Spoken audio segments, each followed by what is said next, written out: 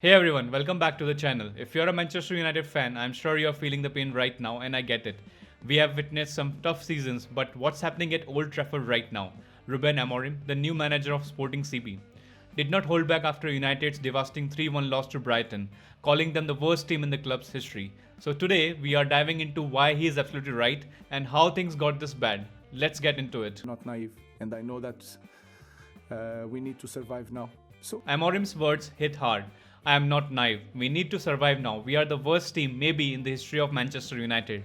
Now that's a bold claim. And if you have to wonder, could he be exaggerating? Unfortunately no, Amorim's comments ring with truth. United's latest loss left them in 13th place, 10 points behind teams like Aston Villa and closer to relegations than a top 4 finish. The Premier League title race, they are miles off.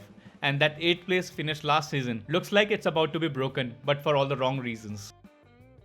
Manchester United is one of the richest clubs in the world with around £440 million invested in the square.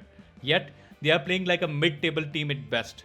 And don't even get me started on Brighton. Their star player Kaoru Mitoma was worth just £3 million. United, on the other hand, has splashed hundreds of millions and they can't even hold their own against mid-tier teams. The waste of resources is unforgivable. Now, let's focus on goalkeeper Andre Onana. The £48 million man was brought in to solve United's long-standing keeper issues, but instead, he is becoming the new Massimo Thaibi. Remember him, the infamous keeper from the late 90s? Onana's positioning and decision-making have been a nightmare. His mistake against Brighton were inexcusable, letting in 2 goals that were totally avoidable. It's not just one mistake either, it's a pattern. Onana is falling to command his box, misjudging crosses, and letting in soft goals. It's becoming a huge liability. Let's talk about defense, and trust me, it's just as bad.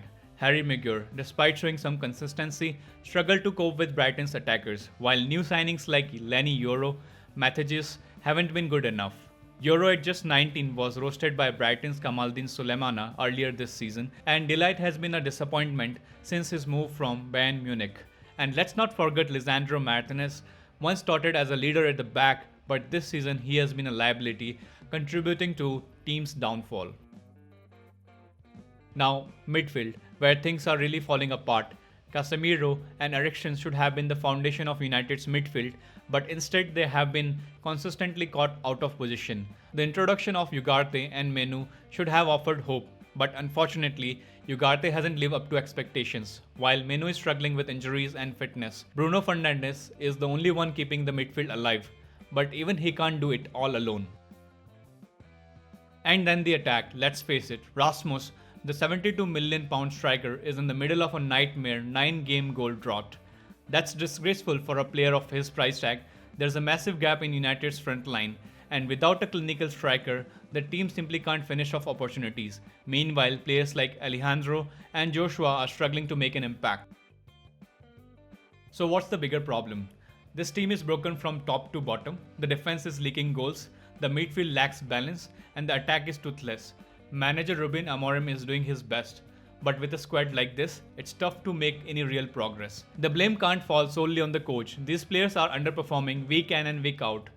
At this point, it's clear Manchester United is a sinking ship. So where do we go from here? If United wants to salvage anything this season, the January transfer window is their last chance to bring in players who can actually make a difference. If nothing changes soon, it's going to be another long, painful years for the Red Devils. What do you think though? Are you agreeing with Amorim's comments? Is this truly the worst Manchester United team ever? Or is there still hope? I would love to hear your take on this disaster of a season. If you enjoyed this video, don't forget to like, subscribe and hit that notification bell so you never miss an update on the latest Manchester United drama. Thanks for watching and I will see you in the next one.